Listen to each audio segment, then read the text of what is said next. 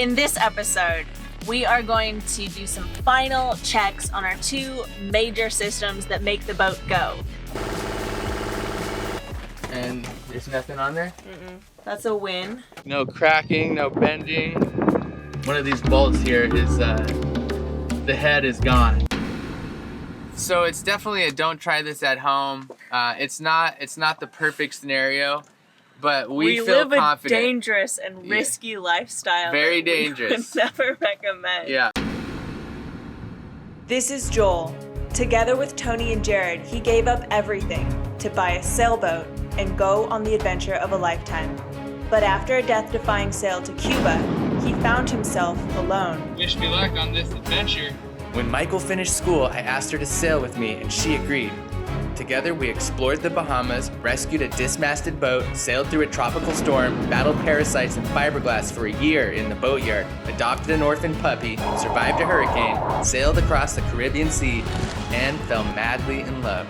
Bums on a Boat is about having the courage to go for it, to make mistakes and commit to a dream. Subscribe and join us each week as we improvise, adapt, and overcome.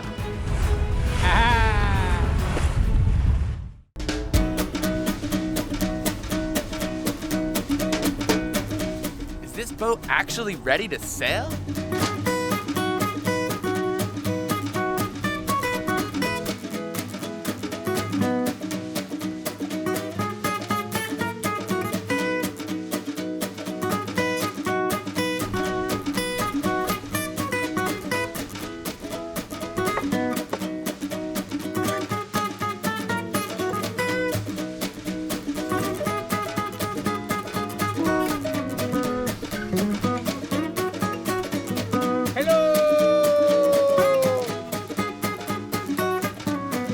Welcome back to Bums on a Boat. In this episode, we're going to tell you about everything that we've done in the past to get our boat ready to sail right now, and what we're doing in this episode to check those final important items off the checklist. We're not going to tell you everything we've done in the past, just in the near past. What we've done in this most recent refit. In the recent past. Because there was other refits and then, boat broke and all that. Looks like the keel's bulging right here. Fiberglass before, too. It's already been fiberglass once before, yeah. We're not going to give an overview of the past 6 years, just the past few since we months. sailed here from St. Thomas and actually Dominican Republic, we were underway the whole time. Things broke. We got a broken belt here. So we actually think we found the oil leak, but we dealt with it and we were able to make it here. And then we hauled our boat out and we've kind of went at our steering and our autopilot. Our autopilot failed completely on the way here. The biggest wild card of all is the autopilot going down. And our steering almost failed, but luckily held in there. And we've resolved both of those issues. And that was a must resolve kind of an issue for us to start moving forward. I don't know. Whenever we see the oil leak, Michael gets towels and she swears it's coming out of this lever here, this arm.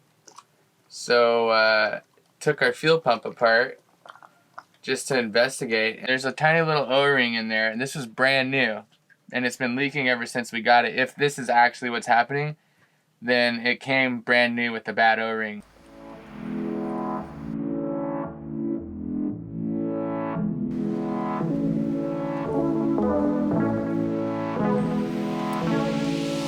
Having a blast.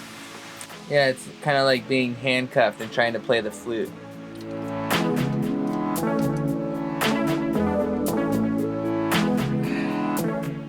All right, let's see if she's still leaking oil.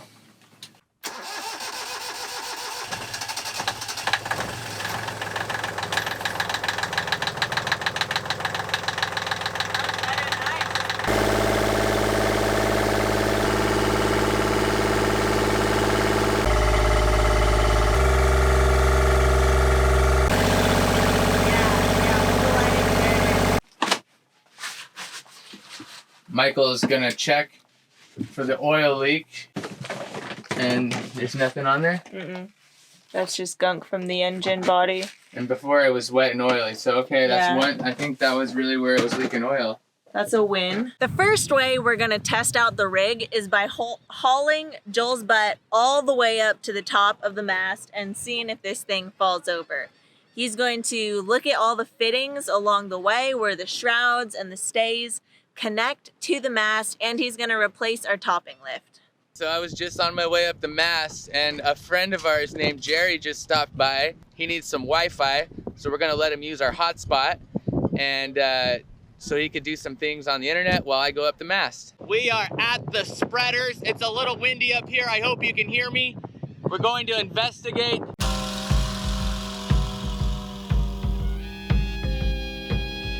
Not seeing any cracking.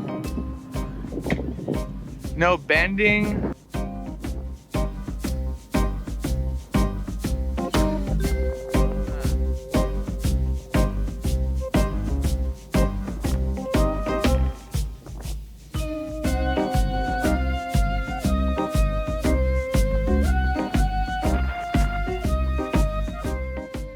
All right, we've just installed our new topping lift. So our old one chafed down at our shade cover, our homemade shade cover, so we're definitely going to have to figure something out. And now we got a new one installed, nice and strong, nice and pretty. And while we're up here, we're gonna investigate the rest of the rigging here.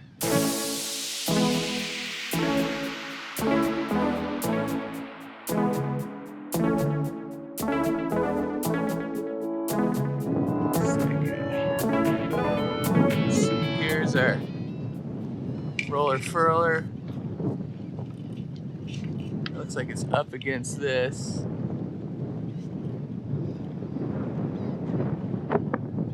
Okay.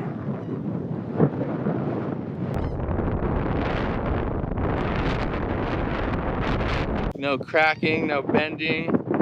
Everything looks snug.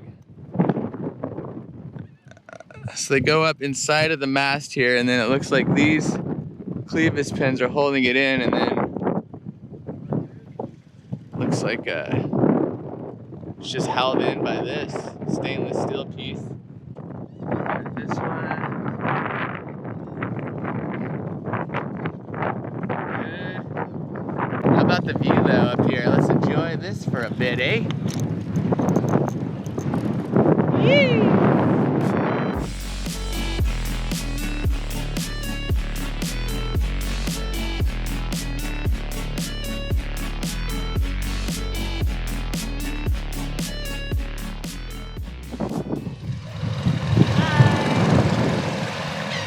I think we're ready to head back down. You've got to be careful if you're gonna do the drop by like Jerry did, because you just might get roped into helping with the boat projects. Yeah. So thank you. Yeah, no problem. I got Wi-Fi for it, so it's Yeah. a fair trade. It's a good trade. So we serviced this winch. Michael had a really rough time getting me up. The last time we went up the mast, we had to have some friends help, and they all got a really big workout in, and they were like, this is almost impossible. So let's see how she got me to the top of the mast. How was that compared to the first time you tried to raise me? Well, it was a lot easier. And I think there was two factors involved. One was, yeah, Joel serviced the winch. That made a big difference. But also, I've been working out, guys. Been doing an exercise routine, and it's paying off. So yeah, we have a little bit of rust here as the wire goes into the swage fitting. There's nothing like terribly disturbing going on here. No imminent catastrophe. I mean, as far as I can tell. Now, I'm no rigging doctor.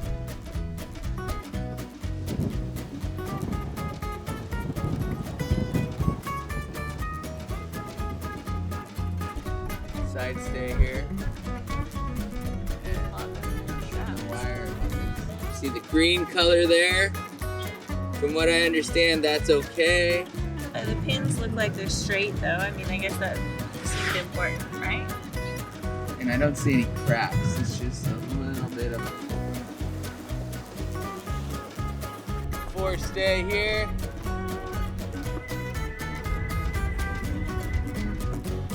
Now you're looking at the forestay chain plate. A little moldy, but otherwise good to go. That's no bending or cracking though. This is our backstay here, and it's a racing setup, I think. I mean, you can adjust this on the fly here. Yeah. Okay, well, I'm gonna leave it though, because this is how it's been ever since we've sailed here, and we're not racing. Again, I'm looking at the clevis pins, making sure that there's a cotter pin everywhere that there needs to be one, and that they look healthy. And I'm looking for cracks. I mean, just a little rust here and there. So it's a little hard to inspect this aft chain plate here that goes to our backstay because it's fiberglassed into the boat. So we've actually removed this chain plate once before. This is just going to our secondary shroud. It's a pretty heavy duty design. You can see it's 90 degrees. Stainless steel bar that comes down into our teak. What do you think about the main side stay chain plate? Yeah, I mean, it's really heavy duty design. I love how they have it, this like triangular piece of steel that's bolted through the bulkhead, and then they have the chain plate itself bolted to that. Now I am seeing one of these bolts here is the head is gone. That's a little bit interesting, but it's still there through it, but the head is completely gone. Oh, really? Yeah, that's a little strange. That so far is the biggest cause for concern. Okay, so this is our port side mainstay. We have all of the heads of the bolts, and it's there's a little rust at the bottom here. This one looks solid. Wow. So the mast comes through the deck here in the head, and there is where it's stepped, just in front of the keel. Oh, all right, this is Shock Mate with a radio check. Do you read me, Jerry? Shock Mate, this is Remy. Read you loud and clear. Copy that, thank you. Also, very important before we start sailing is we need GoPros, or at least a GoPro, for when the weather is hairy or you gotta get those crazy shots where water might get on the camera. And unfortunately, we have to retire GoPro 7. I dove on the anchor recently. I didn't put it in the underwater housing, and water got into it, and poor old GoPro 7, she didn't make it. This old girl put in a lot of time, caught a lot of great stuff for us, a lot of good footage, and the race to Bermuda, the whole sail down here was intense, and you know that was all captured on GoPro 7. So she's earned her spot on Shock Mate. We're not gonna get rid of her, but she sadly is not working. We have a couple GoPro 4s. These are old school. This is like, you know, the Atari. I think some of you kids might remember the Atari or the old school stuff. This is such an old model of a GoPro nowadays. But we have a couple of these, and we've got them back in action. We've got the batteries charged, so we can check that off the list. We have GoPros to capture the underwater footage and all the crazy, insane footage that we're gonna be capturing once we start sailing. For example, a friend of ours' mast came down, and I was able to just strap it right on my forehead, and I was hands-free, and I was able to jump and capture the action for you guys. You know, with the nice camera that Michael's filming with, you know, I wouldn't be able to do that and go jump off our boat and help with the mast. You know, we wouldn't have been able to capture that for you guys. GoPro 7, we love you. We're sorry that we didn't put you in underwater housing before we dove on the mooring. Now, missing a bolt head on one of our chain plates, that's the biggest concern there. That's a little weird, but the bolt is still in place. There's a nut on the other side, and you know, there's many other bolts holding that chain plate in. So, yeah, that's the diciest thing that I could see. It's kind of like cross your fingers and maybe the rig will come down And if it does, you know, you better hop in the comments now so that you can be one of those people that told us so. Yeah, you could be a I told the you so future. kind of guy. Yeah. So, and our engine is not leaking oil anymore. Hey, that's a So big that's win. really cool.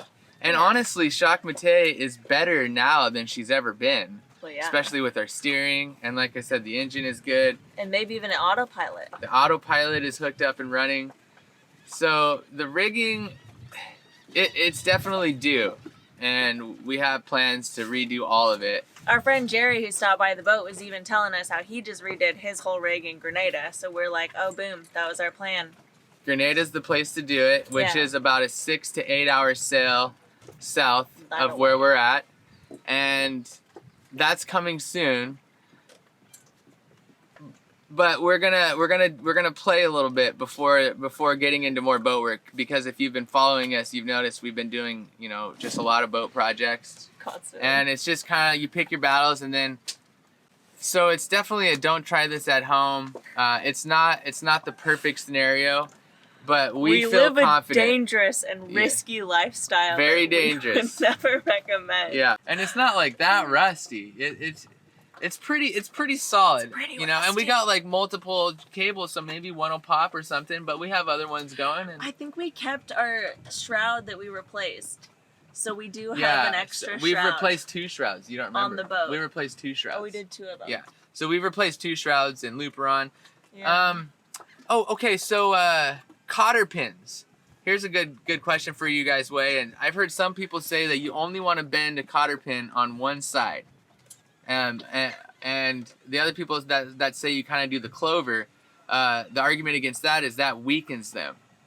And we have a bunch of new cotter pins we went and bought, so I kind of want to hear some feedback before I dive in and pull those out and replace them. So what's the argument against just doing one? I guess that maybe it won't hold as well. Like maybe it's easier for that to come loose. Okay. Where, you know, the clover is definitely, looks like it's not gonna going slip anywhere. out. Yeah. But I've heard people say that weakens it. Yeah, I don't know, but Thanks for watching, guys. Be sure to like, subscribe, leave a comment, and we'll see you next week. hopefully with the mast still standing. But you never know, so don't forget to tune in. These are the tales of BOAB. Well,